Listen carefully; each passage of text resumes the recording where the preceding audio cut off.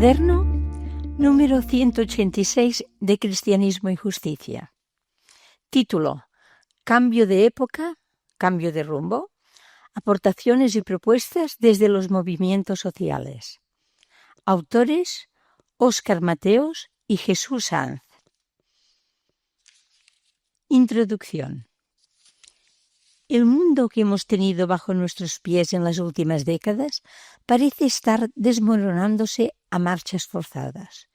Esto no es una exageración si se toman en consideración algunos aspectos que figuran en nuestra realidad social, geopolítica, económica o cultural actual.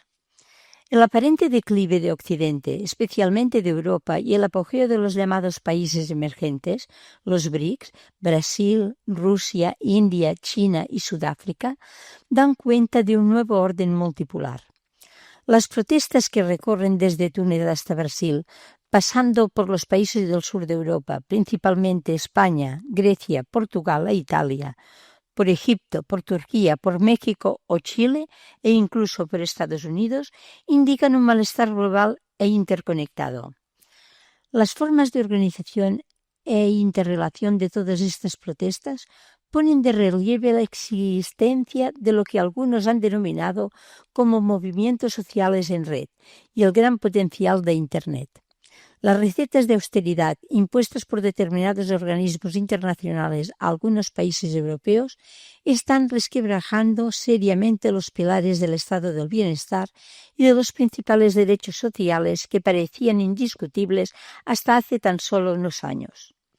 Y por citar un ejemplo más, la soberanía nacional que antaño ostentaban los Estados-nación e incluso el sentido último de democracia son aspectos puestos claramente en entredicho si se tienen en cuenta la influencia y el poder que tienen sobre nuestras vidas los mercados financieros y, en definitiva, los intereses privados de una reducida oligarquía de individuos y de empresas.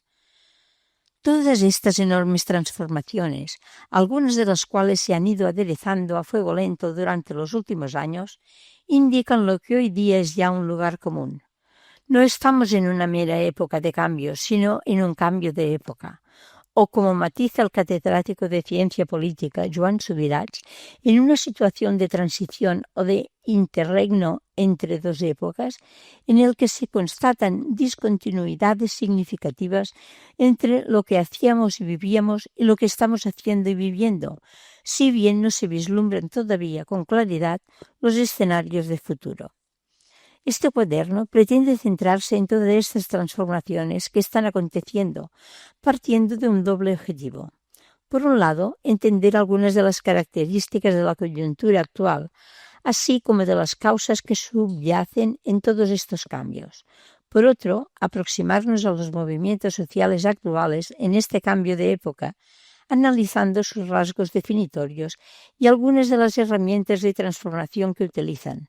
Tal y como destaca el sociólogo Manuel Castells, analizar los movimientos sociales es fundamental, máxime en una coyuntura como la actual, al haberse constituido históricamente en palancas del cambio social.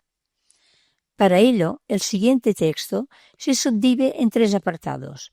En el primero se analiza el contexto actual, argumentando que lo que en el fondo podría estar sucediendo tiene que ver con la ruptura de los dos contratos sociales que han regido nuestras vidas en las últimas décadas. El llamado consenso keynesiano, contrato fáctico entre el capitalismo industrial y el trabajo tras la Segunda Guerra Mundial, y aterrizando en la realidad española, analizaremos la crisis de la llamada cultura de la transición. El segundo apartado analiza someramente la genealogía, las características de las novedades de los nuevos movimientos sociales. Si bien nos centramos en el papel del 15M, también se hará referencia a otras experiencias sociales que han germinado en diferentes países del mundo, poniendo de manifiesto algunas interconexiones existentes entre estos movimientos y el papel fundamental que Internet y las redes sociales juegan en todos ellos. Finalmente, el último apartado analiza algunas de las propuestas que están siendo objeto de discusión y de debate en los movimientos sociales. Capítulo 2. ¿Época de cambios o cambio de época? Uno no puede ponerse del lado de quienes hacen la historia, sino al servicio de quienes la padecen. Albert Camus. En ciencia política entendemos por contrato social el acuerdo real o hipotético alcanzado por los miembros de un grupo en el interior de una sociedad. Partiendo de esta definición genérica, podemos establecer que nuestras vidas, al menos en las últimas décadas, han venido condicionadas por dos contratos sociales que se retroalimentan y que explicaremos a continuación. A nivel internacional, el contrato social de posguerra, refiriéndonos al contexto posterior a la Segunda Guerra Mundial entre capitalismo industrial y trabajo, y a nivel estatal, el contrato social resultante de la llamada Transición Española, fundamentado en una Constitución garante de determinados derechos políticos y sociales. Capítulo 2.1. El fin del consenso keynesiano. El contexto de posguerra a partir de 1945 favoreció en Europa una de las épocas de mayor bonanza y prosperidad socioeconómica de nuestra historia. El pacto tácito entre capitalismo industrial y trabajo, o lo que también se ha denominado como consenso keynesiano, germinó en los llamados estados del bienestar que tenían como objetivo la intervención de los poderes políticos en la economía en aras de compensar los daños colaterales de la economía de libre mercado, desigualdad, polarización social, pobreza, etc. En este sentido, el Estado se convertía de facto en un contrapoder que mediante un sistema fiscal de tipo distributivo o el despliegue de políticas sociales y de pleno empleo, avanzaba hacia la aspiración histórica de la equidad social y hacia un modelo político basado en derechos sociales considerados universales. Esto era posible, entre otras cosas, gracias al clima excepcional que existía tras la Segunda Guerra Mundial, a la creciente organización del movimiento obrero, partidos y sindicatos que desde finales del siglo XIX había sido capaz de contraponer el relato de los derechos laborales y sociales al del crecimiento económico y al miedo al comunismo de muchos gobiernos. Todos estos factores propiciaron que entre 1945 y 1975 la mayoría de países occidentales, y con grandes diferencias entre el modelo europeo y el americano, alcanzaron cotas de bienestar social y de seguridad social nunca conocidas. De hecho, en países como Francia, esta etapa recibió el calificativo de «les Trente Glorieuses», como señala el historiador Josep Fontana. Lo cierto es que la mayoría de estados europeos presenciaron una notable paz social y la consolidación de una democracia de clase media fundamentada en un contrato social no escrito entre el trabajo, los negocios y el gobierno, y en la adquisición gradual de derechos sociales. Sin embargo, en España y en el conjunto del sur de Europa, las cosas no fueron así, ya que todos estos países afrontaron dictaduras que ralentizaron enormemente el despliegue del estado del bienestar. Capítulo 2.1, apartado 1. De los 30 gloriosos a la gran divergencia.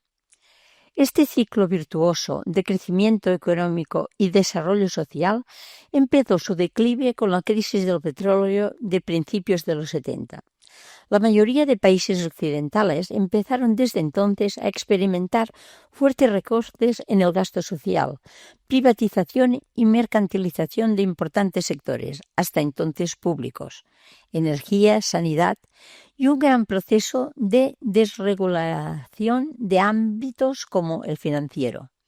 Este hecho fue especialmente intenso en un principio en Estados Unidos y Reino Unido, y después se acabó trasladando al conjunto de países europeos. Las consecuencias sociales de esta nueva situación fueron extraordinarias. En Estados Unidos, por ejemplo, las desigualdades socioeconómicas se incrementaron enormemente. Si en los años 70 el 1% de la población estadounidense acumulaba el 9% de la riqueza total, en 2012 ese 1% concentraba ya el 24% de la riqueza. Este hecho ha sido catalogado por Paul Krugman como la gran divergencia, refiriéndose al paulatino enriquecimiento de una minoría en contraposición al proceso de convergencia social y económica que Estados Unidos había logrado con el New Deal en la década de los 30 y 40 y Europa tras la Segunda Guerra Mundial. Dicho proceso ha llevado actualmente a Estados Unidos a ser uno de los países del mundo con mayor índice de desigualdad socioeconómica, con niveles equiparables a países del continente africano, traduciéndose en una grave fractura social. Si insistimos en Estados Unidos es porque representa el epítome del proceso de ruptura del contrato social, pero también porque Europa, si bien a mucha distancia todavía de las cifras estadounidenses, parece dirigirse hacia esta realidad. En todo caso, los niveles de recorte del gasto social, de privatización de sectores como la sanidad o el incremento exponencial de las desigualdades sociales también experimentaron un punto de inflexión desde finales de los 70 en Europa, habiéndose acelerado este proceso desde el inicio de la crisis con la puesta en práctica de las llamadas políticas de austeridad. Capítulo 2.1, apartado 2. Capitalismo de casino. Existen al menos 4 causas que ayudan a explicar este giro político, social y económico que tuvo lugar a partir de los años 70 y que llega hasta la actualidad. Un primer factor tiene que ver con el contexto de globalización y la mutación sufrida por el sistema capitalista, que, favorecido por el proceso de desregulación, ha pasado de ser un capitalismo mayoritariamente industrial, de fábrica, a un capitalismo financiero o capitalismo de casino, en el que el 93% de la economía son finanzas y juego especulativo. La concepción del capital de que las ganancias en la economía real son limitadas ha hecho que se avance en el proceso de financiarización y mercantilización. Asimismo, como señala David Harvey, se ha producido un proceso de acumulación por desposesión, caracterizado por la mercantilización y privatización de bienes y servicios que, por su carácter público o comunal, estaban anteriormente cerrados al mercado. Un aspecto central en este nuevo marco es, sin duda, el papel del Estado-nación, el cual se había erigido en el actor regulador clave en el contrato social de posguerra. En el contexto de globalización, el Estado-nación ha sido incapaz de controlar y regular la actividad financiera promovida por los mercados. Así, mientras la política sigue jugándose en el obsoleto mapa de los Estados-nación, la economía tiene lugar en el mapa de las transacciones financieras internacionales. 2 mapas, por lo tanto, incoherentes e incompatibles entre sí. El sociólogo Zygmunt Bauman ha sintetizado este proceso indicando que lo que se ha producido es, en definitiva, un divorcio entre poder y política. Hoy tenemos un poder que se ha quitado de encima la política y una política despojada de poder. El poder ya es global, la política sigue siendo lastimosamente local.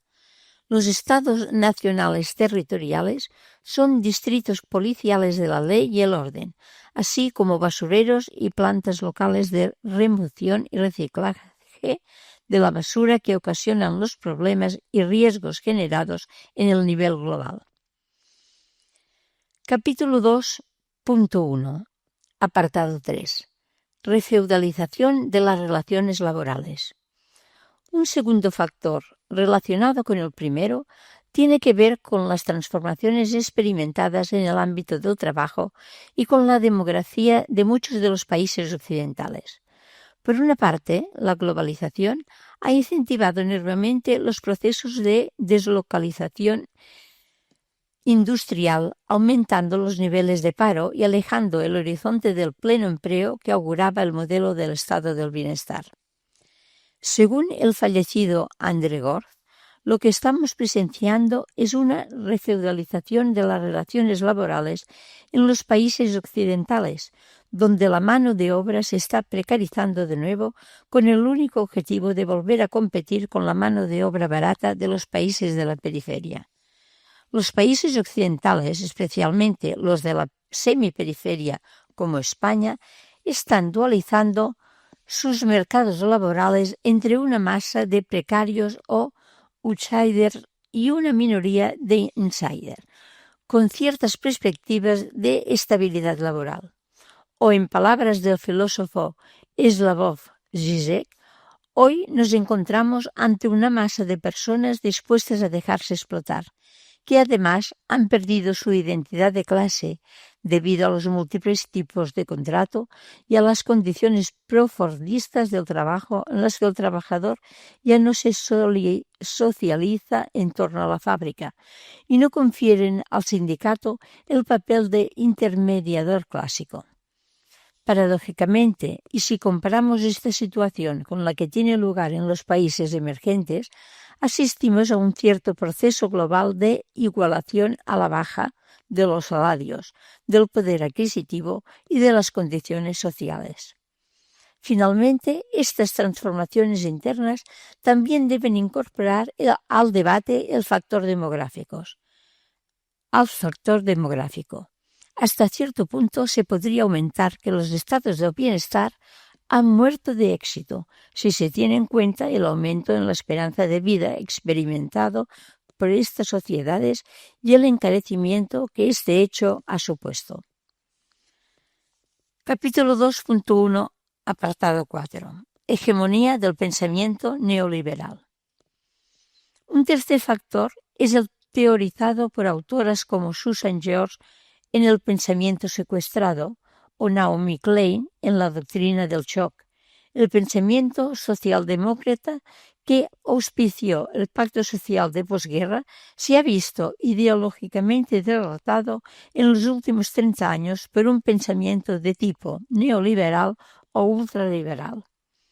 Para Susan George, esta derrota no ha sido casual, sino parte de un programa organizado, orientado a cuestionar el papel del Estado y que fue impulsado desde finales de los 70 en el plano político por dirigentes como Ronald Reagan en Estados Unidos o Margaret Thatcher en Reino Unido, en el plano mediático por un oligopolio de empresas de comunicación al servicio de los intereses de sus principales accionistas y en el plano académico por una serie de universidades encargadas de legitimar las grandes decisiones económicas, la hegemonía cultural del neoliberalismo que tiene muy poco que ver con las ideas primigenias del liberalismo promulgado por Adam Smith. Ha sido rotunda y ha creado un nuevo sentido común en el que la propia socialdemocracia se ha visto atrapada. Capítulo 2.1, apartado 5. Sociedad del hiperconsumo. El cuarto y último factor es de tipo cultural y está relacionado con el individuo resultante de la sociedad del hiperconsumo si utilizamos la terminología del sociólogo francés Gilles Lipovetsky. Para dicho autor, la sociedad posmoderna se caracteriza por un hedonismo desenfrenado o por una mercantilización cultural que responden a la existencia de una segunda revolución individualista. Este neoindividualismo ha sido el caldo de cultivo de un proceso de atomización social que se ha ido gestando en todos estos años y que, además, está relacionado con el proceso de financiarización del consumo que se ha producido en las clases trabajadoras ante la progresiva disminución de los salarios reales y por el deseo de alcanzar un nivel de vida acorde con una clase media generalizada. Estos individuos, señala Bauman, han transitado de su condición de ciudadanos a la de consumidores, desactivando y domesticando el papel crucial que el movimiento obrero había tenido en el apuntalamiento de los derechos sociales en los últimos decenios. La interacción de todos estos procesos ha contribuido a las graves fisuras del contrato social de posguerra. Enfrente se ha consolidado un modelo de economía financiarizada que aspira a autorregularse detestando todo tipo de contrapoder y caracterizada por la generación imponente de desigualdades sociales. Capítulo 2.2. La realidad española ante la fractura social y la crisis de la cultura de la transición. Es obvio que los aspectos más de tipo global y regional que acabamos de analizar han afectado durante todo este tiempo a la realidad española. No obstante, como indicábamos al inicio, España, por sus circunstancias políticas y sociales, llegó tarde al ciclo virtuoso de crecimiento económico y desarrollo social. Si bien la época del desarrollismo español ya supuso un primer proceso de crecimiento económico, los pilares del Estado social quedaron configurados con la Constitución española y los pactos previos y posteriores que se produjeron en el contexto de la transición. Capítulo 2.2, apartado 1. La fractura social ya ha empezado. Durante los 30 años que siguieron a la Constitución, España fue desplegando un conjunto de políticas sociales e incrementando el gasto social. Este proceso no fue lineal. La crisis de principios de los 90, por ejemplo, supuso un notable freno a lo iniciado una década antes. No obstante, si comparamos el conjunto de la Unión Europea con la realidad española, se observaría que desde los 80 se inició un lento pero constante proceso de convergencia social, también gracias a los fondos de ayuda destinados por las instituciones europeas. Sea como fuere, la crisis iniciada oficialmente en septiembre del 2008 ha vapuleado todo este proceso y ha hundido la economía y la sociedad española en un abismo impensable unos años antes, en plena burbuja inmobiliaria. Todos los informes, tanto nacionales como internacionales, apuntan en una misma dirección. España ha incrementado dramáticamente los índices de pobreza que ya afectan a 1 de cada 5 personas, siendo el índice de pobreza infantil 20%, uno de los más elevados de Europa. Casi un tercio de la población se encuentra en riesgo de exclusión social, mientras que las desigualdades de renta se han disparado hasta el punto de que la diferencia entre las rentas más y menos elevadas han aumentado un 30% desde el 2006, hecho que ha convertido a España en el país de la Unión Europea con mayor desigualdad de renta, que detrás incluso de Rumanía, según la OECD. Se está produciendo un cierto proceso de descomposición de la clase media que ha visto caer en picado su poder adquisitivo, sus niveles salariales y sus condiciones de vida. Este proceso de desplazamiento ha llevado a la cola de la asistencia social a miles de personas que nunca lo habían hecho, reconfigurando, por lo tanto, el rostro de la pobreza y de la exclusión en España. Se está consolidando la figura del trabajador pobre, es decir, personas que aún teniendo un empleo no tienen ingresos suficientes para satisfacer las necesidades básicas y rozan la exclusión social. La tasa de pobreza laboral ha pasado del 10,7% en el 2007 al 12,7% en el 2012.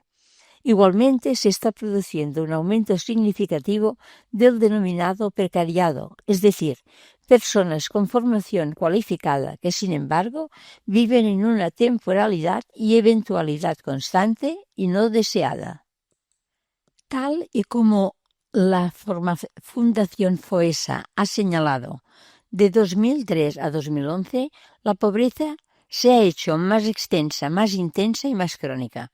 Desde la propia OCDE, pero también desde organizaciones como Cáritas, se ha alertado de que estas cifras no hacen sino postrarnos hacia una fractura social de graves consecuencias, una sociedad de ricos y pobres, con una clase media alarmantemente depauperada, con un extensor social que solo funciona en dirección descendente y sin un sector público capaz de compensar las crecientes desigualdades sociales. En este sentido, los procesos de privatización de la sanidad, el aumento de tasas universitarias o judiciales o bien la agresiva reforma laboral solo certifican la defunción de la supuesta igualdad de oportunidades que la Constitución debería garantizar. Nos adentramos así en una sociedad cada vez menos basada en la cohesión social y mucho más cercana al modelo de vida estadounidense, en el que, recordemos, impera un cierto darwinismo social, ya que el American Dream y a la vista están los índices de desigualdad social interna, no funciona para todos. Capítulo 2.2, apartado 2. Economía del ladrillo, crédito fácil y fraude fiscal. Cabe preguntarse por las causas de esta deriva. Más allá de la explicación obvia del desempleo, 27% de la población y 57% de desempleo juvenil, existen al menos dos causas principales. La primera tiene que ver con el modelo de crecimiento en el que se ha basado la economía española en las últimas 2 décadas. La economía del ladrillo, impulsada por los dos grandes partidos en el gobierno, Partido Popular y Partido Socialista Obrero Español. Entre 1994 y 2008, generó un aumento espectacular del valor del patrimonio de las familias, que creció el triple en tan solo 10 años, gracias a la continua alza de los precios de la vivienda, según la OCDE. En 2009, el precio de la vivienda española se encontraba sobrevalorado en un 41%. Esto se debió esencialmente a la existencia de un sistema de crédito fácil, incentivado por las entidades financieras, así como a un clima político y social en el que la compra y venta de viviendas se interpretó como la mejor de las inversiones de futuro. Paradójicamente, durante esta supuesta etapa de bonanza, el salario real, esto es, lo que verdaderamente cuesta vivir, de la mayoría de ciudadanos se estancó e incluso presenció una cierta tendencia a la baja. Pocos sectores sociales y mucho menos políticos criticaron con contundencia la fragilidad económica y los graves problemas éticos y medioambientales de todo este modelo.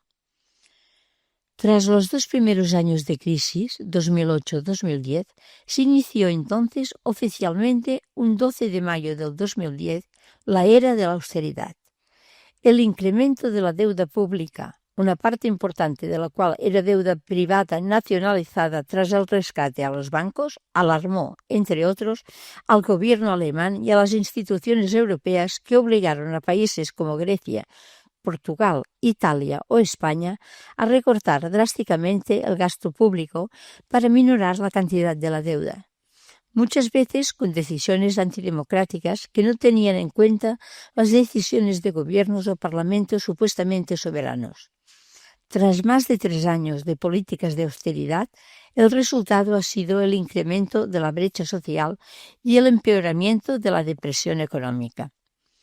La segunda causa que explica la disfunción del pacto social en España es un reflejo de las problemáticas que hemos detallado en el análisis del plano global. El modelo social español ha tendido a financiarse mediante las rentas del trabajo como consecuencia de la habilidad y capacidad de las grandes rentas del capital de evadir gravámenes. Un estudio del Sindicato de Técnicos de Hacienda, GESTA, cifraba recientemente el fraude fiscal en España en un 23% anual. Esto quiere decir que al fisco español se le escapan unos 80.000 millones de euros anuales, de los cuales la mayor parte corresponde a impuestos que evaden las principales compañías del IBEX 35. Si tenemos en cuenta que los recortes sociales han supuesto desde mayo del 2010 unos cuantos miles de millones de euros, son obvios los beneficios sociales que podrían derivarse de un mayor control del gran fraude fiscal si existiera una mayor voluntad y, sobre todo, una capacidad política para hacerlo. Capítulo 2.2, apartado 3. Crisis institucional. Crisis de la cultura de la transición. Llama la atención que uno de los primeros gritos coreados por miles y miles de jóvenes en las plazas de toda España en aquellos días de mayo del 2011 fuera el de «no nos representan».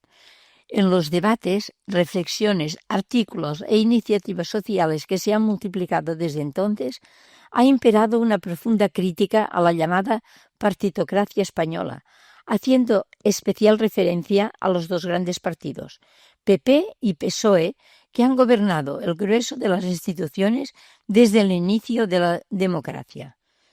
Asimismo, los datos del CIS indican que este grito colectivo no es anecdótico.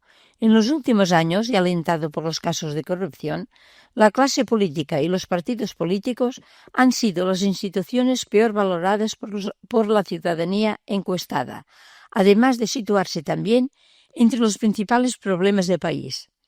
El bipartidismo que las asambleas del 15M representaron con el acrónimo PP-PSOE para criticar las ínfimas diferencias que separaban a dos partidos teóricamente opuestos en el espectro ideológico, ha caído también a niveles históricos. La creciente desafección política e institucional es grave e indica un desgaste extraordinario de los partidos que hasta ahora han guiado las instituciones democráticas. Pero más allá de la realidad conjuntural, existe otra de tipo más estructural. El 15M vino a envejecer repentina e inesperadamente a los partidos políticos. El reclamo de una nueva manera de hacer política no parece haber sido entendida por muchos de los principales partidos. Se produce de este modo una tensión entre vieja y nueva política, donde lo más preocupante es la tozudez de la primera por negar o por no escuchar las demandas de regeneración de la segunda. Todo este proceso, que tiene un fuerte componente generacional, ha sido caracterizado por algunos autores como la crisis de la cultura de la transición o como una crisis de régimen. Dicha crisis apuntaría al cuestionamiento y deslegitimación de un relato político construido en el que se habla de una transición modélica basada en el pacto entre diferentes agentes sociales y políticos. El 15M se ha erigido en una expresión ciudadana que ha cuestionado los fundamentos de este relato, poniendo en entredicho la manera de hacer política o el rumbo de las instituciones políticas. Este hecho conlleva, por lo tanto, una urgente revisión de lo existente para que pueda ser repensado, reconstruido y legitimado por una generación que no se siente parte de las narrativas que conforman el modelo actual. Este ejercicio es urgente, no solo por la fractura social que hemos detallado en el apartado anterior, sino porque las nuevas coordenadas políticas deben dotarse de nuevos consensos que sean además elaborados de una manera nueva, contando con la participación de todos desde abajo. Capítulo 3. Algo nuevo está aconteciendo. Los movimientos sociales ante el cambio de época. 2 años después de 1848, parecía que todo había fracasado. Pero a largo plazo no había fracasado.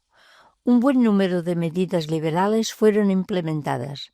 Fue, por lo tanto, un fracaso inmediato, pero a la larga fue un éxito, si bien no ya en la forma de una revolución. Erich Hobsbawm. A través de un análisis historiográfico y reflexionando sobre el trabajo de Karl Polanyi, la gran transformación, el sociólogo Michael Burawoy considera que la situación actual se inserta en lo que denomina como una tercera ola de mercantilización. Con esta idea, Burawoy quiere señalar que en los 2 últimos siglos se han producido 3 grandes momentos: siglo XIX, primera mitad del siglo XX y la etapa iniciada desde los años 70, en los que determinadas cuestiones de la vida, como el trabajo, la tierra, el conocimiento o la salud, han pasado a convertirse en mercancía, suponiendo un intenso proceso de disposición de bienes comunes hacia intereses privados. Para el sociólogo, estos procesos también se han caracterizado, al menos en las 2 primeras etapas, por generar una reacción social que ha intentado contrarrestar este proceso de acumulación, mientras en la primera ola de mercantilización el papel del movimiento obrero había sido clave. En la segunda ola, las regulaciones estatales fueron el aspecto determinante. En este sentido, el autor se pregunta si los movimientos sociales actuales pueden ser la reacción a esta tercera ola de mercantilización. Teniendo presente la pregunta que se formula Buraogoy, lo que es obvio es que los movimientos sociales que han surgido en este nuevo ciclo de protestas presentan muchas novedades, tanto en el contenido como en la forma en que estas movilizaciones se producen. Según Castells, nos encontramos ante lo que denomina como movimientos sociales en red, si se tienen en cuenta su carácter tanto local como global y su manera de estar interconectados. Capítulo 3.1. Una red global de movimientos sociales. La revuelta en Túnez a finales del 2010, precedida por las protestas en Islandia, inició una etapa histórica de movilizaciones sociales a nivel global.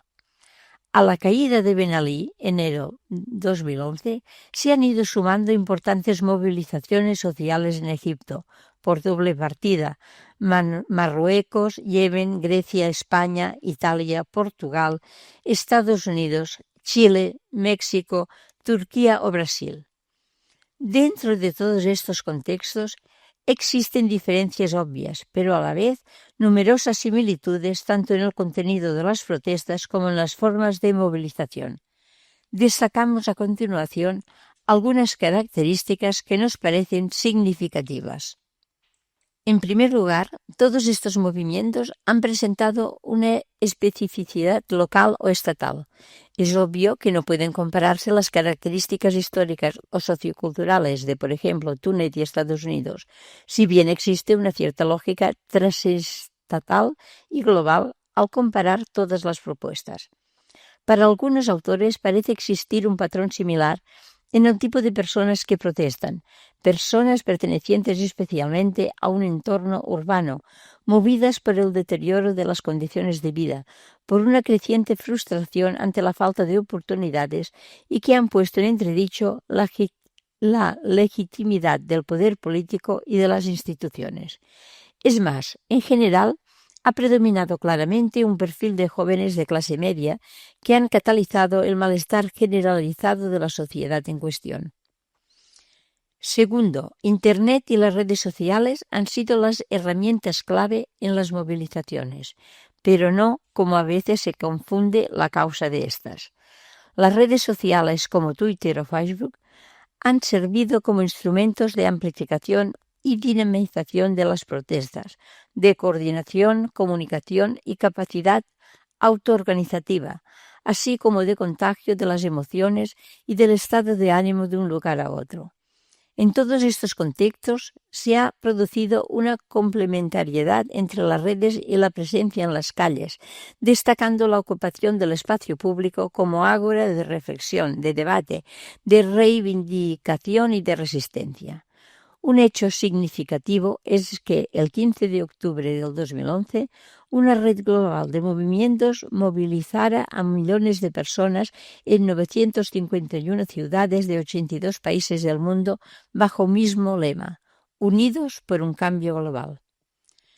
Tercero, las movilizaciones han adquirido una forma de organización muy horizontal, descentralizada, distribuida y rizomática, Esta forma de organizarse se caracteriza por la interrelación e influencia mutua de los diferentes nódulos, individuos, que configuran esta red global.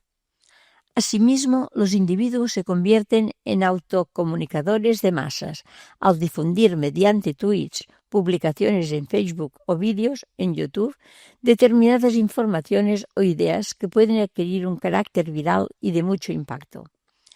Cabe destacar como en la Plaza del Sol de Madrid, en la Plaza Taksim de Estambul o en las calles de Sao Paulo, fueron las imágenes virales de represión policial las que amplificaron y dieron una enorme fuerza a las movilizaciones posteriores.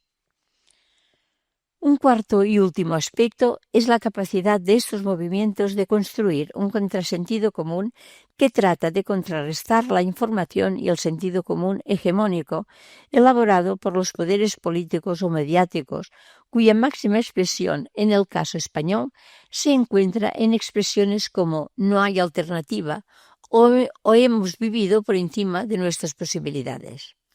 Así, los originales lemas de las pancartas en las plazas o las ideas que acaban circulando por las redes sociales han tenido un fuerte componente simbólico capaz de influir en el imaginario colectivo. En definitiva, estos movimientos sociales en red son la expresión de una insatisfacción con el status quo, pero también significan la demanda de una mayor y mejor democracia y un deseo de emancipación social. Son el síntoma de un proceso de creciente politización y empoderamiento social ante una realidad global cada vez más antidemocrática, en la que actores tradicionales como los partidos han perdido potestad ante los mercados financieros y legitimidad ante sus sociedades. Por otro lado, ante el pragmatismo que a menudo se exige a estos movimientos, es importante entender todos estos procesos, todavía incipientes, como un aprender haciendo, en el que el propio proceso se convierte en el mensaje a interpretar. Lo fundamental es ser conscientes de que los movimientos sociales han sido históricamente cruciales en la anticipación de nuevos valores, convirtiéndose en ocasiones en las palancas de los grandes cambios sociales. Capítulo 3.2. Dormíamos, despertamos. Algunos apuntes sobre el 15M. Aterrizando en la realidad española, la principal reacción social en el contexto de crisis ha sido el llamado 15M. Más allá de la interpretación que se haga de este complejo movimiento social, lo que parece estar claro es que el 15M está siendo sobre todo un fenómeno repolitizador. Con esto nos referimos a la gran capacidad social que ha tenido de despertar conciencias que estaban dormidas y de invitar a toda una nueva generación joven y no tan joven de ciudadanos a participar activamente en los asuntos públicos. Dormíamos, despertamos, rezaba un cartel de la Puerta del Sol de Madrid. Esta frase sintetiza el letargo en el que vivíamos como ciudadanos en medio de una burbuja inmobiliaria y en una deriva consumista que solo hemos sabido comprender, criticar y cuestionar a posteriori. Un letargo que ha facilitado la paulatina colonización de la política por parte de los intereses privados. Si el 15M ha hecho algo, es devolver a la sociedad nuevos debates, obligarnos a pensar y a posicionarnos, entender las fracturas y los problemas actuales, así como dibujar entre todos posibles alternativas de futuro. Es importante entender que el 15M no es un sujeto político homogéneo con voz propia, sino más bien un espacio de entrada y de salida en que muchos ciudadanos han participado. Algunas iniciativas, como las plataformas de afectados por las hipotecas, o las diferentes mareas en defensa de los servicios públicos, han sido amplificadas por el 15M. A su vez, numerosas iniciativas de creación de tejido social ligadas al mundo asociativo, la economía social o el consumo responsable se han visto fortalecidas por este movimiento, a la vez que algunos viejos partidos se han visto obligados, aunque no lo reconozcan, a un ejercicio de introspección y de revisión de sus prácticas y discursos. El 15M es un movimiento, por lo tanto, de fondo que ya no está en las plazas, sino en pequeñas asambleas de barrios, en centenares de iniciativas ciudadanas y, en definitiva, en la manera de pensar de muchas personas. El 15M es un movimiento intergeneracional, si bien los más jóvenes son los que lo han abanderado. Son jóvenes que forman parte del precariado y para los que el ascensor social que el relato oficial ofrecía, estudiar una carrera universitaria, conseguir un buen trabajo, lograr bienestar y estabilidad laboral y social, simplemente se ha truncado. Muchas de las características a las que hemos aludido analizando los movimientos sociales en otros contextos pueden encontrarse también en el 15M. Destaca en ese sentido su forma de proceder. Entre otros aspectos pueden señalarse el carácter no violento, descentralizado y autogestionado, donde ha imperado la lógica del hazlo tú mismo a la hora de organizar asambleas y movilizaciones, o bien su horizontalidad y autorrepresentatividad, rechazando la utilización de etiquetas identificativas o la visibilización de líderes concretos. Otro rasgo constitutivo interesante es la agenda que el 15M ha ido construyendo. La novedad reside no tanto en sus demandas concretas, sino en la forma en que ésta se ha ido configurando. Dicha agenda se caracteriza por buscar una salida de la crisis hacia un modo de vida construido colectivamente, en el que todo el mundo puede hacer aportaciones y en el que los consensos, que en muchos casos responden a demandas tradicionales, son generados y construidos nuevamente desde abajo, como si fuera un documento wiki abierto a la participación, opinión, sabiduría y subjetividad de cada uno de sus participantes. Como algunos han dicho, el conjunto de iniciativas y acciones surgidas a raíz del 15M se han convertido en una escuela de aprendizaje político en la que confluyen nuevas y viejas maneras de hacer, de entender la política y la sociedad, o de convocar y organizarse.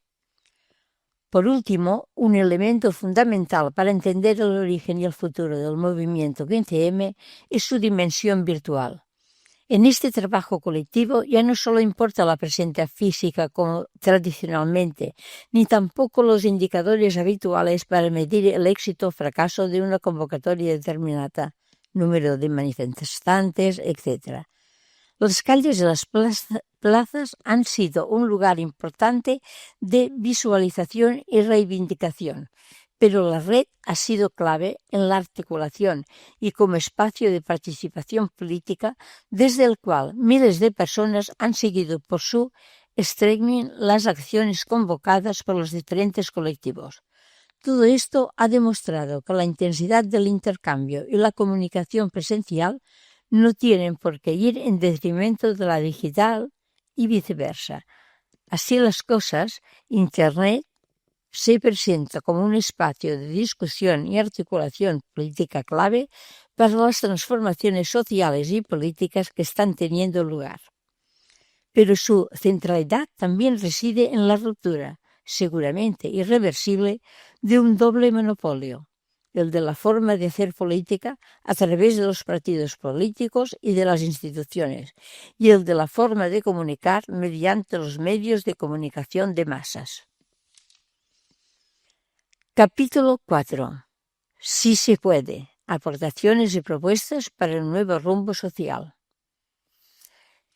Yo no puedo decir que otro mundo es posible, aunque esa frase se repita mucho, sino que otro mundo es seguro. José Luis San Pedro. Hasta el momento hemos subrayado dos tesis principales.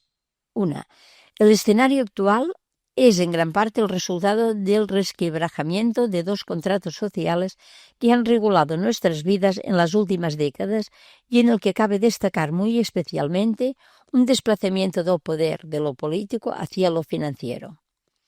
2. En un contexto de deterioro socioeconómico y de crisis institucional, Los movimientos sociales actuales, tanto a nivel global como en la realidad española, se han erigido en un actor clave, caracterizándose por su funcionamiento en red y por su demanda de mayor democracia y justicia social. Con este marco de fondo, este último apartado tiene como objetivo apuntar algunas de las principales aportaciones y propuestas que se están realizando desde los movimientos sociales en el contexto español, pero con una mirada inequívocamente global. Hemos agrupado estas propuestas en 5 grandes ejes. 1. Aquellas que tratan de hacer frente a la crisis de la representatividad. 2. Las que buscan hacer frente a la deuda y el déficit fiscal. 3. Algunas propuestas para abordar la preocupante mercantilización de la vida cotidiana que se está produciendo. 4. Las que están relacionadas con el mundo del trabajo. Y 5. Aquellas centradas en la crisis ecológica y de los ciudadanos. Somos conscientes de que dentro de estos ejes no están todas las propuestas que son objeto de debate y que por razones de espacio no podemos profundizar en las ideas aquí recogidas. Al igual que somos conscientes que ante el sombrío panorama actual, algunas de estas propuestas pueden ser vistas como poco menos que irrealizables,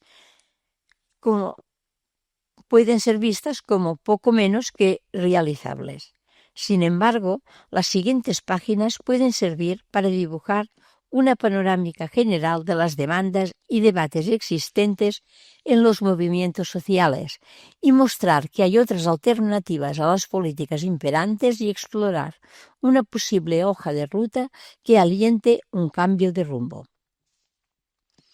Capítulo 1.4. Frente a la crisis de la representatividad y la democracia de baja intensidad.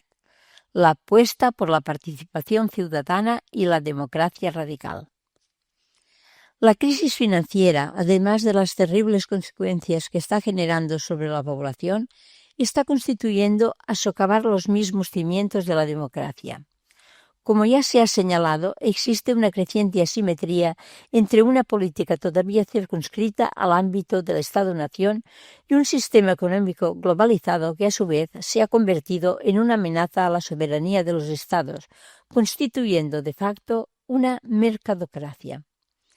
De la misma forma, estamos asistiendo a una creciente diferenciación entre los espacios de representación de la ciudadanía, por ejemplo, el Parlamento, y los lugares donde verdaderamente se toman las decisiones, Berlín, Frankfurt, etc., así como a un vaciamiento creciente de la capacidad de la ciudadanía para influir en la política más allá de su participación electoral. Todo ello hace que la crisis esté generando una gran desafección social y esté ahondando en la crisis de la democracia representativa, aumentando la distancia existente entre gobernantes y electores y entre la ciudadanía y los partidos políticos. E incluso cabe preguntarse si es posible la existencia de la misma democracia cuando apenas hay instrumentos de control sobre el capitalismo financiero y cuando los estados a su vez cada vez tienen menos control sobre la economía. Ante esta contradicción entre un capitalismo en extensión y una democracia que cada vez se reduce más al plano procedimental, es decir, ganar elecciones, cada vez más voces reclaman profundizar en la democracia en todas las dimensiones que afectan a la vida cotidiana, pasando de una democracia tutelada, restringida y de baja intensidad a una democracia de alta intensidad. Una democracia que vaya más allá de las instituciones, que pueda ser aplicada a muchos planos de la vida si la entendemos como el reconocimiento de los derechos sociales y que asuma que hablar de política es referirse a la capacidad de dar respuesta a los problemas colectivos. En esta reclamación por una democracia más amplia o real que ponga en el centro la ciudadanía y los problemas colectivos, cada vez existen más propuestas que reivindican más participación en la gestión de los asuntos comunes y otra forma de entender lo político. Siguiendo a Ángel Calle, podemos contraponer a la democracia representativa la democracia participativa y la democracia radical. La democracia participativa sería aquella que se basa en procedimientos institucionales y gestionada desde arriba y que complementa sus formas de decisión con aportaciones desde abajo. Algunas propuestas que se relacionan con este modelo son los referéndums revocatorios de mandato, las iniciativas legislativas populares, los ejercicios de rendición de cuentas, los consejos deliberativos, los presupuestos participativos o las iniciativas que buscan una mayor transparencia en la acción política. Como complemento a estas, según Calle, se encontraría la democracia radical, que englobaría aquellas propuestas que se realizan desde abajo de forma deliberativa, basándose en la horizontalidad y que buscan la satisfacción conjunta de necesidades. Así, diversas iniciativas basadas en el asamblearismo y la democracia directa, algunas acciones que se basan en el uso de las nuevas tecnologías encuadradas en la denominada tecnopolítica, o incluso los diferentes proyectos constituyentes que buscan reformular el contrato social desde abajo, pueden ser vistos como espacios y expresiones de experimentación de esta democracia radical. En todo caso, y más allá de esta distinción, parece urgente la creación de formas de innovación política que extiendan desde las instituciones la participación ciudadana a todos los niveles, a la vez que, como se viene insistiendo desde los movimientos sociales, se hace necesario que los ciudadanos se reapropien de aquellos asuntos de carácter colectivo que afectan a su vida cotidiana. Capítulo 4.2. Frente a la deuda y el déficit fiscal. La apuesta por las auditorías ciudadanas de la deuda y una fiscalidad justa. Las crisis financieras se ha visto acompañada de discursos que la interpretaban como una suerte de fenómeno inevitable y que habría tenido lugar, entre otras cosas, porque se había vivido por encima de nuestras posibilidades. Este tipo de afirmaciones están especialmente presentes cuando se defiende la ortodoxia presupuestaria, a la vez que, frecuentemente y en nombre de la competitividad y la eficiencia, se afirma que no hay alternativa a los recortes en el gasto social. Frente a esta visión, queremos detenernos en las propuestas que desde diferentes instancias se vienen realizando sobre dos ámbitos económicos, la deuda y la fiscalidad. Para entender las propuestas que se realizan sobre la deuda, es preciso recordar, en primer lugar, y como se señaló en el primer apartado, que la composición de esta es fundamentalmente privada. Por tanto, no parece ser cierto que el sector público sea el principal responsable de la deuda total, como a veces se ha señalado. Más bien ha sido la banca y las grandes corporaciones quienes se han endeudado excesivamente durante los años de bonanza económica. Por otro lado, hay que tener en cuenta que el Estado se ha endeudado a costa de los contribuyentes para ayudar a la banca privada, que así está consiguiendo reconvertir su deuda privada en deuda pública a través de diferentes mecanismos y avales.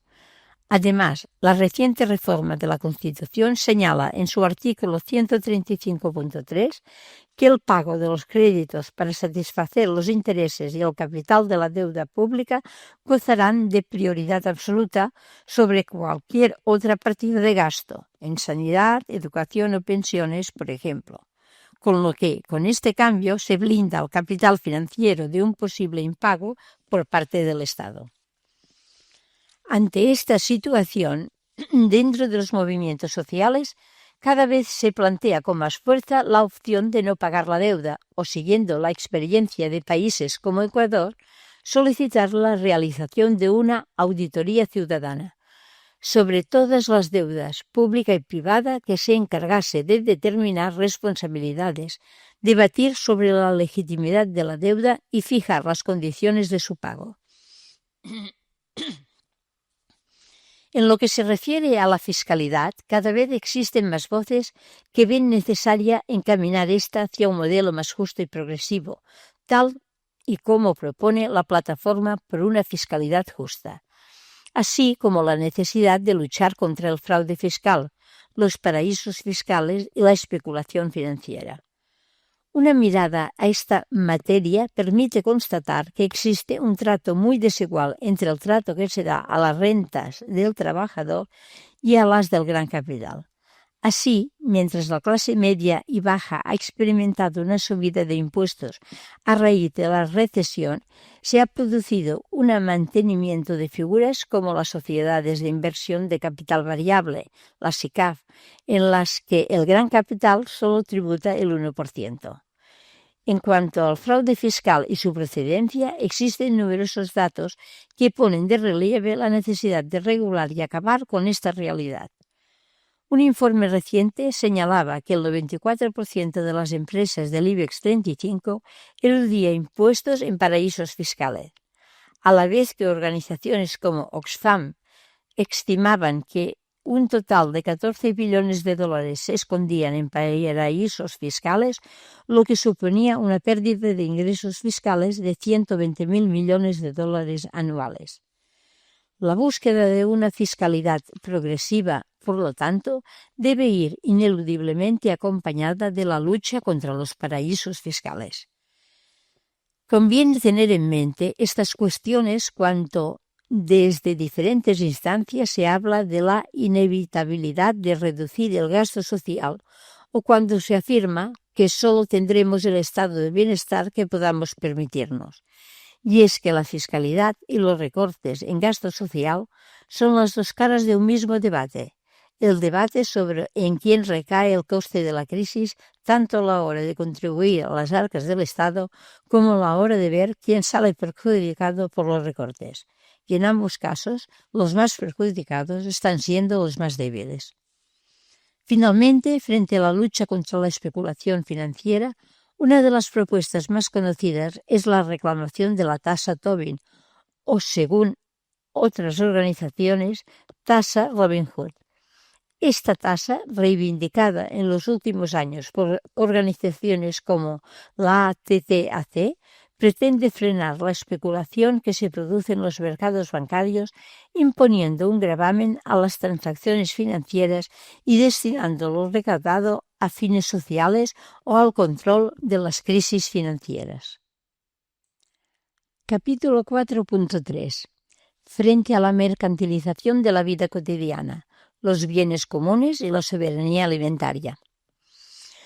Dentro de las propuestas que tratan de hacer frente a la mercantilización de los diversos dominios de la vida cotidiana y a todo aquello que es fundamental para la reproducción social, encontramos la apuesta por los bienes comunes y la soberanía alimentaria.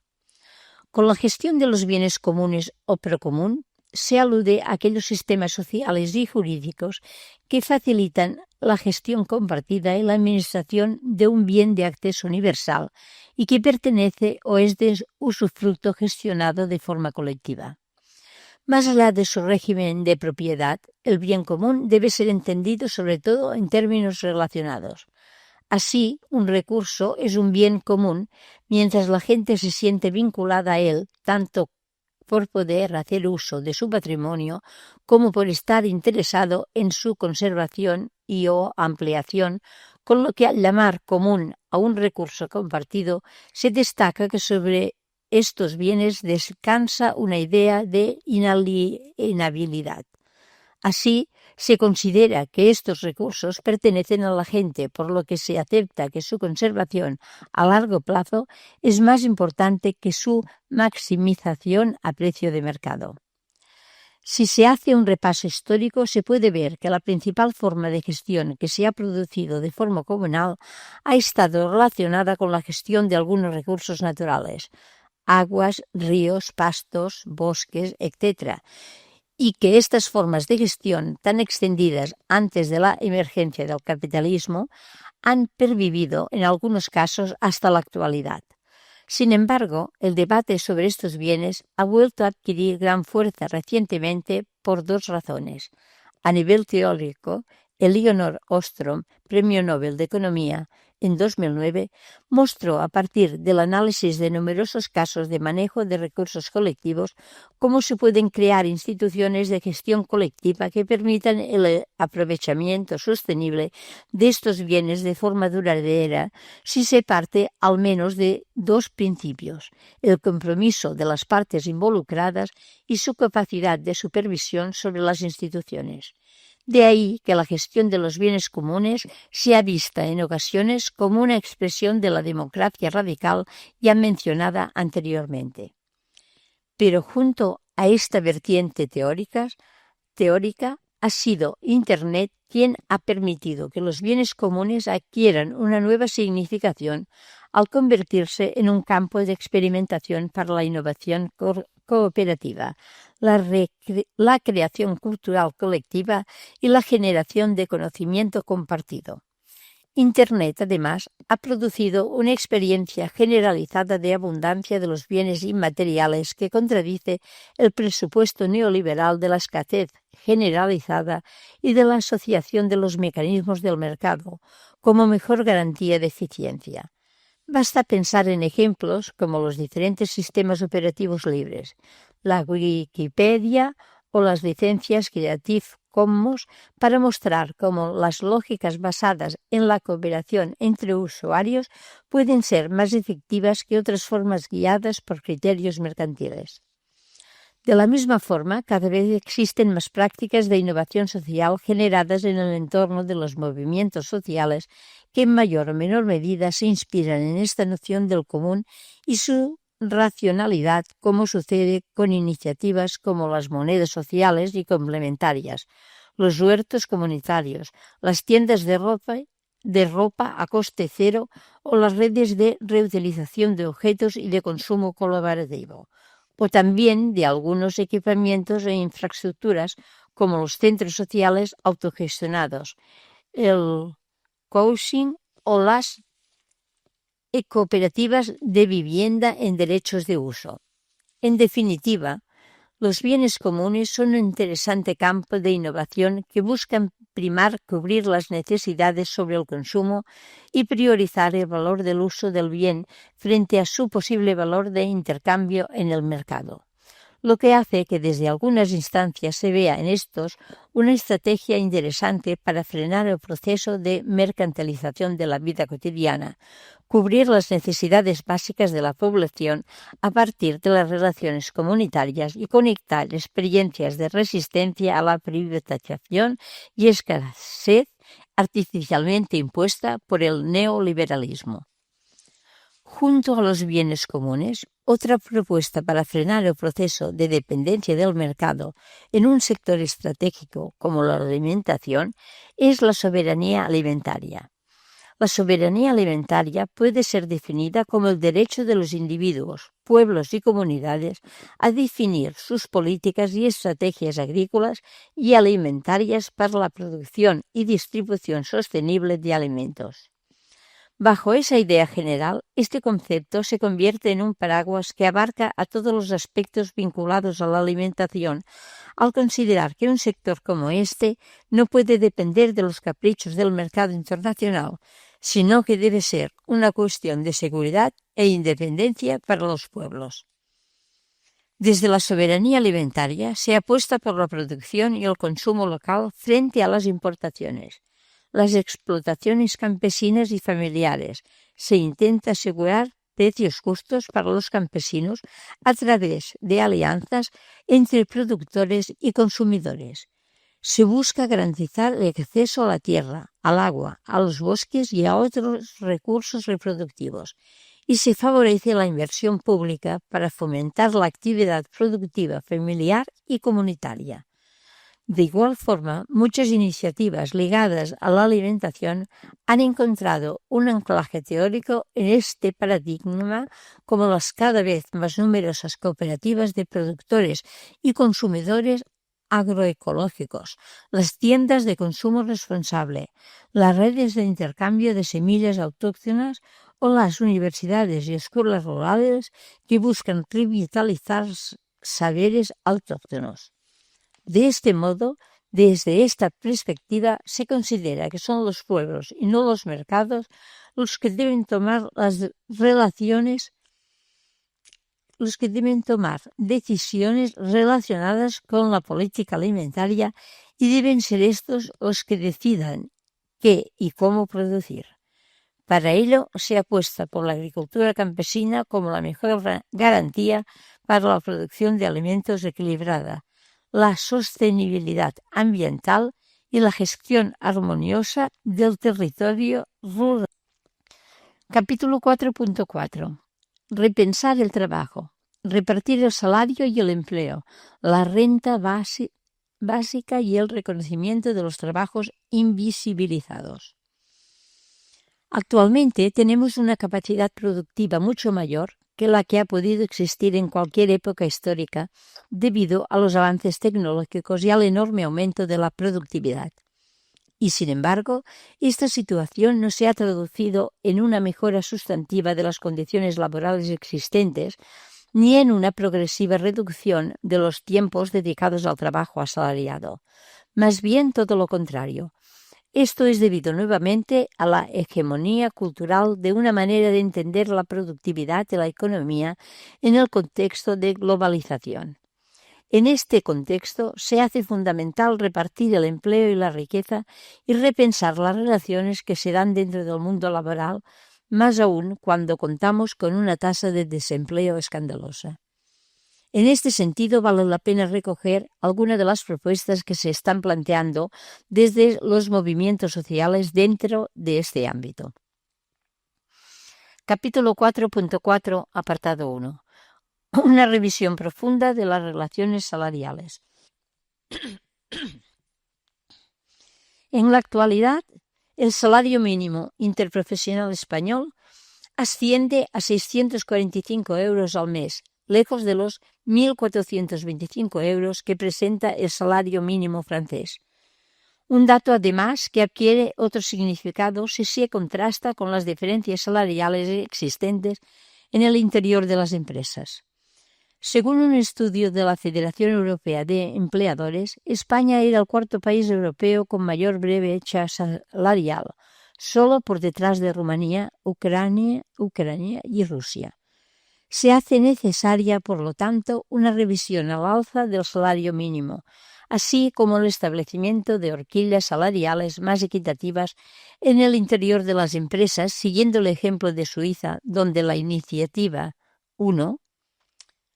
12, una ley que limite la brecha salarial a un máximo de 12 veces entre el salario mayor y el menor dentro de la misma empresa, ha sido recientemente aprobada en referéndum por una amplia mayoría. Capítulo 4.4, apartado 2. Reparto del empleo a través de la reducción de la jornada laboral. Con unas tasas de desempleo tan elevadas como las actuales, una medida de justicia razonable pasaría por el reparto del empleo a través de la reducción de la jornada laboral.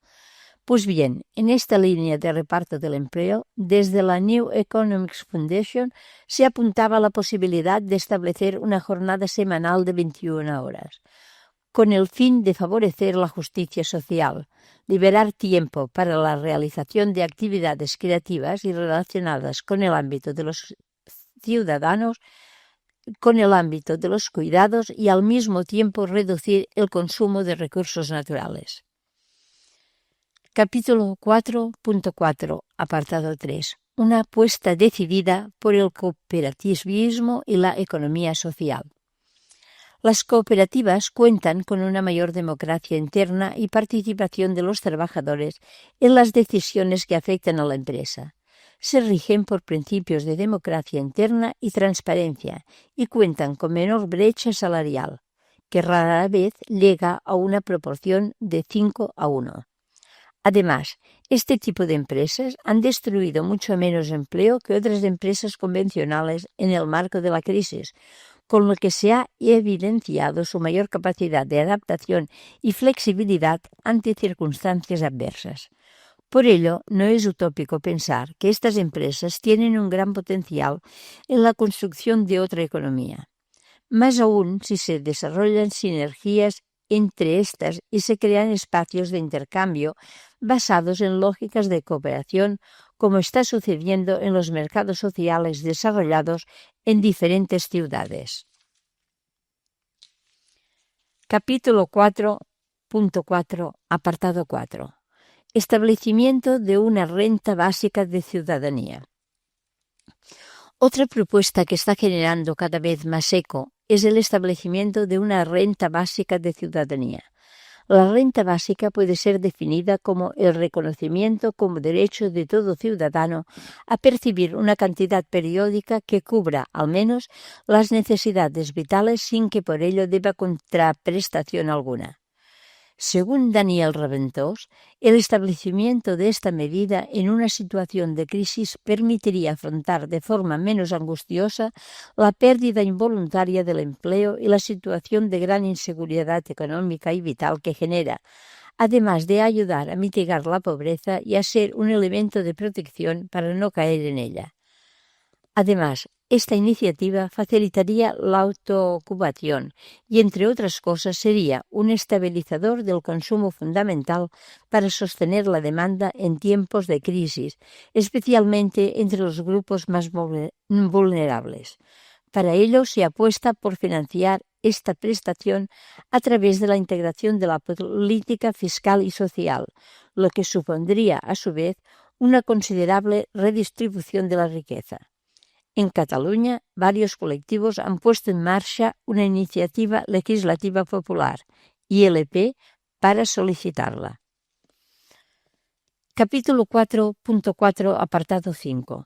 Reconocimiento de todo el trabajo, remunerado y no remunerado.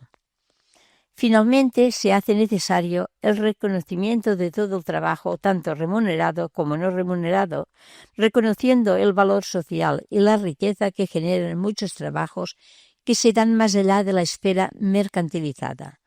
En el marco capitalista normalmente se equipara el concepto de valor al de precio y, consecuentemente, desde esta visión solo tiene valor económico aquello que puede expresarse en términos monetarios. Sin embargo, esta mirada no contempla la gran cantidad de relaciones y formas de trabajo que se dan en el ámbito de lo no mercantilizado y que sostienen de forma invisible el sistema, entre las que destaca especialmente el denominado trabajo de ciudadanos. Un trabajo que, como han destacado numerosas personas desde la perspectiva feminista, ha sido atribuido históricamente a las mujeres, se ha asociado a la esfera de lo privado y lo gratuito, y ha sido infravalorado e incluso invisibilizado socialmente.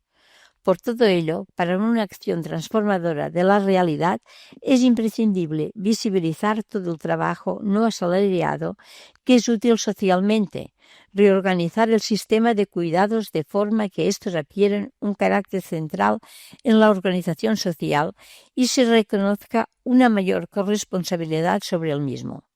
Más aún si se tiene en cuenta que cuando se habla del reparto de los cuidados se está aludiendo a la forma en la que las sociedades reparten y organizan el sostenimiento de la vida humana. Capítulo 4.5. Crisis ecológica, crítica productivista y algunas alternativas. Finalmente, a todas las vertientes de la crisis económica que ya se han señalado, hay que añadir la creciente presión que se está ejerciendo sobre el control de los recursos naturales. Podemos considerar que la crisis económica y la crisis ecológica y climática están íntimamente entrelazadas y tienen numerosos puntos en común, lo que nos lleva a señalar una serie de cuestiones. En primer lugar, y como se ha señalado, dentro del capitalismo y del pensamiento económico mainstream, se equipara frecuentemente el concepto de valor al de precio. Al realizarse esta operación y por no poder expresarse en términos monetarios, se invisibilizan multitud de procesos ambientales que son fundamentales para el sostenimiento de la vida humana, a la vez que también se hacen invisibles todos aquellos efectos externos negativos del crecimiento económico sobre el medio ambiente que se traducen en la destrucción de los recursos naturales y en la degradación del medio. De la misma forma, dentro de esta lógica, la producción no se liga a la satisfacción de necesidades humanas, sino a incrementar agregados monetarios que produzcan beneficios a corto plazo, sin tener en consideración los elementos de destrucción que pueden llevar aparejados. Así, se parte de una falsa premisa. El crecimiento sin límites es posible, y con ello surge un conflicto entre los límites materiales y humanos de la Tierra y su carácter de sistema cerrado y de regeneración constante de ciclos no mercantilizables que presenta, y las pretensiones de un sistema económico que necesita extraer materiales, fabricar cosas, consumir energía y generar residuos inevitablemente para crecer. De ahí que cada vez más voces critiquen el productivismo y el crecimiento ilimitado, porque, además, crea la sensación de que todo se puede fabricar infinitamente, mientras el deterioro ecológico se hace cada vez más patente. Frente a esta visión, una de las nociones que mayor debate han generado dentro de los movimientos sociales es la del decrecimiento. Más que un paradigma definido o una teoría económica, el decrecimiento es una noción provocadora que cuestiona la lógica productivista del sistema y propone un cambio cultural. Romper con la idea de que más es siempre mejor al considerar que la felicidad de las personas no depende de su mayor renta y consumo. Desde esta corriente se considera que las sociedades enriquecidas deben reorientar de forma progresiva el modelo productivo hacia la sobriedad y la adecuación con los límites ecológicos del planeta, a la vez que se invita a la participación y creación de iniciativas comunitarias que promuevan este cambio. En este sentido, desde el decrecimiento se apuesta por centralizar y movilizar los recursos colectivos en aquellas iniciativas que cubren necesidades sociales, como la movilidad sostenible o los cuidados. Se busca favorecer la economía real y local, apostar por la creación de empleo en sectores como las energías renovables, la economía social o la agricultura ecológica y en decrecer en el consumo de energías fósiles. Por último, otras iniciativas que han surgido ante este escenario de crisis ecológica son el movimiento en transición que busca hacer frente al desafío del cambio climático y la crisis del petróleo, o la denominada economía del bien común, que busca establecer indicadores relacionados con la sostenibilidad o la justicia social, para premiar o penalizar a las empresas que cumplan con estos. También en países como Ecuador o Bolivia encontramos el concepto del buen vivir, que, inspirada en la cosmovisión de los pueblos andinos originarios, busca romper con el paradigma desarrollista y establecer otro marco de relaciones entre el ser humano y la naturaleza. Capítulo 5. Conclusiones. I via fora, que tot està per fer y todo es posible. Adelante, que todo está por hacer y todo es posible. Miguel Martí y Pol. Como hemos visto a lo largo de estas páginas, nos encontramos en un cambio de época que está dando lugar a importantes transformaciones sociales, políticas, económicas y culturales. Al mismo tiempo, la ruptura de los consensos existentes, la pérdida de derechos sociales y laborales y la acentuación del proceso de polarización social está haciendo que aumente el malestar social y que estemos asistiendo a un nuevo ciclo de protestas, no solo a nivel estatal, sino también a nivel global. Dentro de este nuevo ciclo, es importante subrayar el papel que pueden tener los movimientos sociales en red, los cuales comparten formas de organización y movilización más horizontales y colectivas, así como el contenido de una parte de sus reivindicaciones, democracia y justicia social. En un contexto en el que otros actores sociales y políticos como los partidos padecen un profundo descrédito social, el papel de estos movimientos sociales puede ser fundamental por varios motivos. En primer lugar, porque es necesario y urgente construir contrapoderes al ámbito financiero en un momento en el que la política está claramente secuestrada por los intereses privados. La sincronización de todas estas propuestas y formas de concienciación y movilización social pueden ser cruciales en la configuración de un nuevo rumbo para la política, la economía y el conjunto de la sociedad.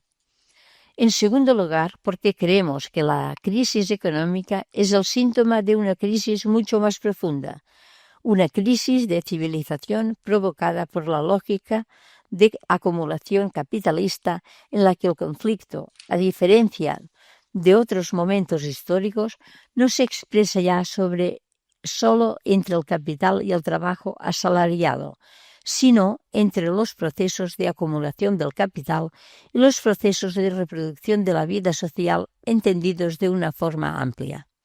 Así, aspectos como el deterioro de las condiciones laborales, la mercantilización y los recortes en sanidad, educación o pensiones, los desahucios o algunos conflictos ecológicos surgidos por la privatización y explotación de bienes comunes como el agua, las costas o los bosques, pueden ser vistos como expresiones palpables de estas dos lógicas contrapuestas. Por otro lado, en medio del debate sobre la necesidad de que los movimientos sociales opten por vías pragmáticas, convertirse en partidos políticos, presentarse a elecciones, etc., creemos que una profunda transformación social vendrá más de la ciudadanía organizada y de los procesos de empoderamiento colectivo que de la toma del poder institucional, sin minusvalorar la importancia que el marco institucional puede tener para abrir nuevos procesos de cambio. O dicho en otras palabras, las apuestas emancipadoras deben surgir sobre todo desde una ciudadanía que de forma colectiva lidere un cambio desde abajo y construya un contrapoder que cuestione en lo cotidiano y en pequeñas prácticas la hegemonía neoliberal imperante. Finalmente, tampoco parece que sea posible pensar una alternativa si no se tiene en cuenta tanto la gravedad de la crisis ecológica y su interrelación con lo económico, como las demandas de más democracia, mayor horizontalidad y más participación que se realizan desde la sociedad civil. Así pues, frente a los que proclaman que no hay alternativa al sistema capitalista actual, el presente cuaderno ha tratado de recoger algunas de las propuestas que se manejan desde los movimientos sociales. Muchas de estas propuestas plantean un cambio profundo de paradigma y la superación del modelo económico y productivo actual. La existencia y puesta en práctica de muchas de ellas pone de relieve no solo que otro mundo es posible, sino verdaderamente que otro mundo es necesario y ya está siendo posible, por lo que es importante continuar ayudándolo a nacer. Algunas cuestiones para la reflexión. 1. El cuaderno realiza un análisis del contexto actual caracterizado por la ruptura de dos contratos sociales. ¿Estás de acuerdo con esta lectura que se hace de la realidad? ¿Estás de acuerdo con la afirmación que más que en una época de cambios estamos en un cambio de época? ¿Qué cambios crees que se han producido a partir de la emergencia de movimientos sociales como el 15M? ¿Cuáles crees que han sido los principales logros de los movimientos sociales y sus limitaciones? ¿Qué vínculos existen entre la política más institucional y los movimientos sociales? 2. En el cuaderno se apuntan algunas propuestas y alternativas a la situación imperante. ¿Qué viabilidad crees que tienen estas propuestas en el contexto actual? ¿Qué ejes entre los presentados te parecen más relevantes? ¿Qué otras propuestas que no son citadas en el cuaderno destacarías en la consecución de ese otro mundo posible? ¿Qué crees que puede jugar un papel predominante para favorecer un cambio social? ¿El trabajo realizado desde abajo por los movimientos sociales y otros actores o los cambios que se puedan dar a nivel institucional? 3. Algunas cuestiones en clave evangélica. ¿Cómo crees que pueden situarse los cristianos ante este cambio de época que se está viviendo? ¿Cuál crees que puede ser tu papel? ¿Qué relaciones ves entre fe y compromiso sociopolítico? Y de forma más concreta, ¿qué puede aportar la espiritualidad cristiana al trabajo que se realiza desde los movimientos sociales? ¿Qué crees que pueden aprender los cristianos del trabajo que se hace desde diferentes movimientos sociales relacionados con la justicia social, el ecologismo o el feminismo? Final del cuaderno.